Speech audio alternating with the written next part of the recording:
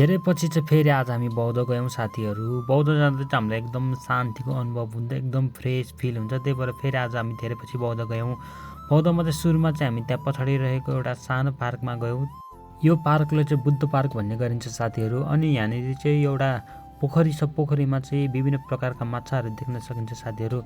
छोरीहरू चाहिँ यहाँ जाने बित्तिकै जहिले पनि ढोक्नको लागि अघि सर्छन् उनीहरू। अनि माछालाई यसो देखाउँ भनेर मैले भिडियोमा यसो कैद गरौँ भनेर हेरेको, तर माछा देख्न सकिनँ साथीहरू। चिसोले हुनसक्छ, माछाहरू माथि माथि थिएन। बिहान चाहिँ एकदम माथि माथि आएको देख्न सकिन्छ माछाहरू। त्यसपछि यहाँ रहेको यो ठुलो के घुमाउने कुरा हो, तर मलाई नाम चाहिँ थाहा छैन साथीहरू। त्यो घुमायो मैले पनि, छोरी र बुढीले पनि घुमाउनु भयो। अनि त्यसपछि यहाँ बाहिर निस्किने बेला चाहिँ हामी यहाँनिर यो चोखो पानी छर्केर हल्का त्यो धुवा लिएर बाहिर निस्क्यौँ। त्यसपछि हामी अब ठुलो स्तूपमा गयौँ साथीहरू।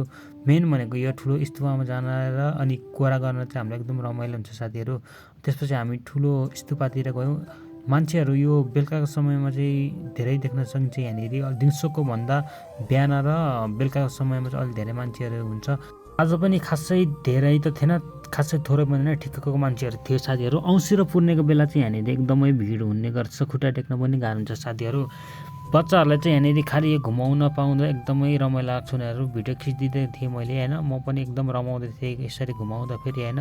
एकदम फ्रेस फिल हुन्छ साथीहरू। बिहान र बेलुका चाहिँ यस्तो स्तूपतिर जानुहोस्, बौद्ध स्तूप मेन गरी होइन।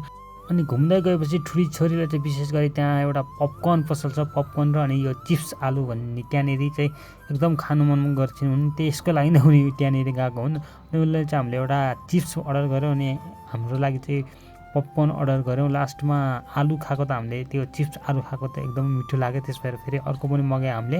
आलु चिप्स खाँदै अनि पपकर्न खाँदा हामी चाहिँ एकदम रमाइलो अनुभव गरिरहेको थियौँ साथीहरू। मेरो ठुली छोरीलाई चाहिँ यो चिप्स एकदम मिठो लागेर है, पछि हामीले मगाएको चिप्स पनि उसले नै खाइन आधी जति त।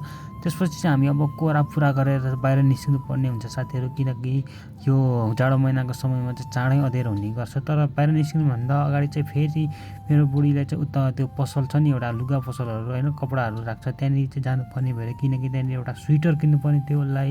यसो हेर्न गएको त, तर साइजको स्वेटर चाहिँ हामीले भेटेन नि साथीहरू। त्यसपछि चाहिँ हामी त्यहाँबाट फर्क्यौँ। अब चाहिँ हल्का हल्का रात परिसकेको थियो साथीहरू, हामी घर फर्क्यौँ।